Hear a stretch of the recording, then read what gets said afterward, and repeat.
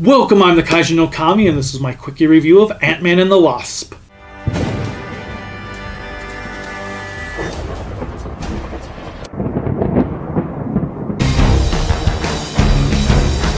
Ant-Man and the Wasp is the sequel to Ant-Man, the sequel to Civil War, but the prequel to Infinity War, as the events clearly take place before Infinity War happens. It's Scott after he has made a deal to be able to live under house arrest for 2 years after betraying essentially the country for not signing up with the Sokovia Accords and joining with Captain America to fight Iron Man. At the same time, Scott, Pym, and Hope are trying to bring her mother back from the quantum realm, but they need Scott's help in order to do so, who starts having visions of her. And then, naturally, villains show up to mess everything up. Overall, the movie was fairly fun. It was enjoyable. It had a lot of great one-liners and interesting ideas. On the downside, the villains kind of sucked. I mean, we had 3 sets of villains in here. Granted, one set is not truly a villain, but the FBI acts kind of like villains. And then we have Walton Goggins and his gang, and then we have Ghost, and it's just kind of a mishmash of Phase 2 villains put into a Phase 3 film. And none of them have the same feeling as Killmonger or Thanos. They don't have the threat level. It's just basically too many cooks in the kitchen. The film could have been great if it had just been Ghost and her story, or Walton Goggins and his gang, or the FBI and that plot point.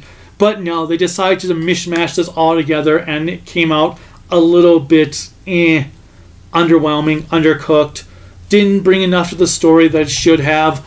Nevertheless, there is a really good story here. The scenes between Scott and his daughter are phenomenal. The scenes with Hope and Scott are great. You get to see that she is angry with him because of his decisions. And of course, then we have Lewis, who was great in the first one. He's great here. He has some really good dialogue. His story that he tells halfway through the movie is a very fun story. It is all around a good time. There were some good action scenes. There were some funny scenes. Like you see in the trailer when Ant-Man turns big and he's like pushing a truck and he's just stopping, and people in the coffee shop next door aren't even paying attention. They're probably like, at this point, it doesn't matter. It's, yeah, we've seen enough superhero stuff going around. We don't care. One of the things I loved about the first Ant-Man is that it was a heist movie with a superhero movie within it. This one, it's good, but it's not as good as the first one. There's not really that much of a heist going on. It just feels like your basic run-of-the-mill plot. Overall, though, I did have a good time. The soundtrack's not exactly the greatest. It does work to fit the narrative. I enjoyed myself. I laughed a lot. There were some really cool scenes.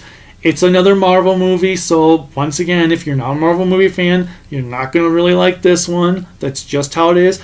Get over it if you don't like it. Too bad. Overall, I give Ant-Man and the Wasp an 8 out of 10. Oh, and there's 2 post-credit scenes, one in the middle of the credits and one at the end of the credits. One thing I have to say I'm mad at them for is the scene that's at the end of the credits we've seen in the trailer, which sucks, because they should not be showing those in the trailers. Until next time, bye.